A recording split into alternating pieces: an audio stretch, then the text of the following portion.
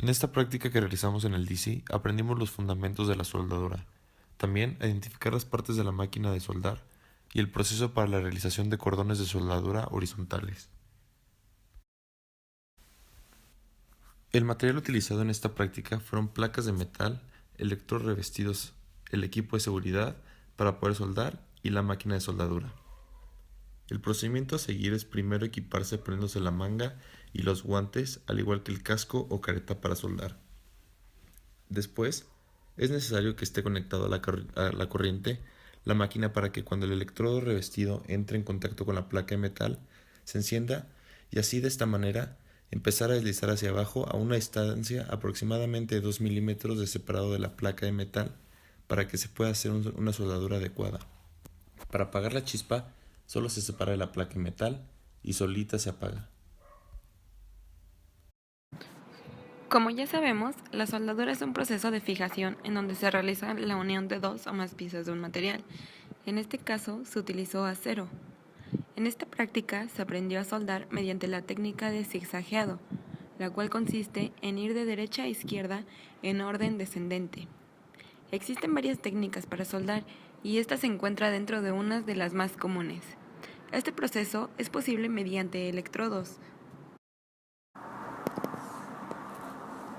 Es un proceso de soldadura por arco bajo gas protector con electrodo consumible.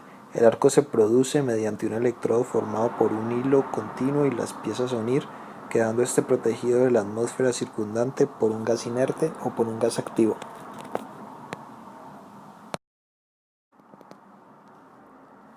Se entiende qué cosas son las importantes a la hora de hacer la soldadura, como tener el casco adecuado y los guantes necesarios para protegerse, ya que viendo solo la explicación de cómo es, no se presta mucha atención a estas cosas.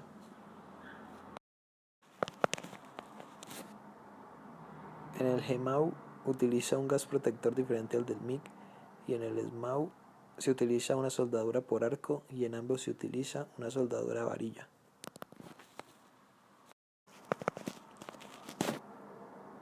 Ensayo visual (VT) es un ensayo que se realiza mediante un proceso de inspección visual y brinda información inmediata del área evaluada.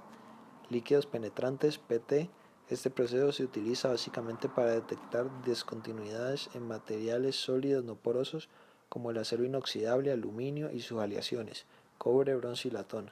Además, es uno de los métodos no destructivos más usados en la inspección de soldadura y sus acabados.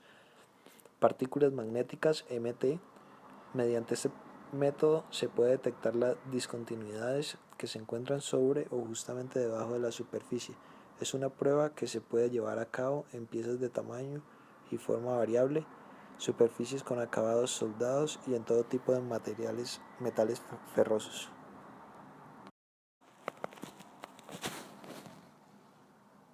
Es un tipo de soldadura que utiliza un gas protector químicamente activo.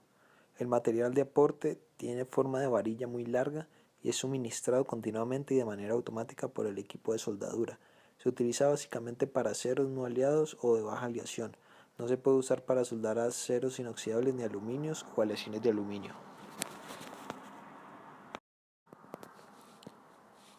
Es la descarga eléctrica que se forma entre dos electrodos sometidos a una diferencia de potencial y colocados en el seno de una atmósfera gaseosa enrarecida.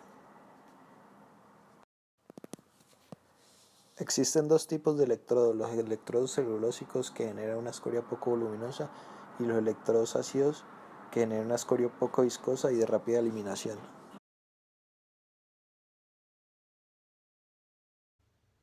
En este taller de soldadura aprendí los diferentes componentes que conforman la máquina de soldadura y cómo es que funciona la máquina. No sabía que el electrodo revestido es el que enciende a la máquina y la distancia que se debe de tener de la placa y del electrodo. Como conclusión de esta práctica, yo aprendí el método de zigzagueado a la hora de soldar y también aprendí que el electrodo no se debe de pegar al material para crear la soldadura. Aprendí qué tan importante es la soldadura en la industria y qué tantos proyectos se pueden realizar con ella. Eh, Además de que en nuestro proyecto que estamos realizando, en gran parte hemos usado la soldadura y hemos notado qué tan resistente puede ser y qué tan útil puede llegar a ser también. En esta práctica de soldadura aprendí el proceso por el cual se pueden adherir dos metales.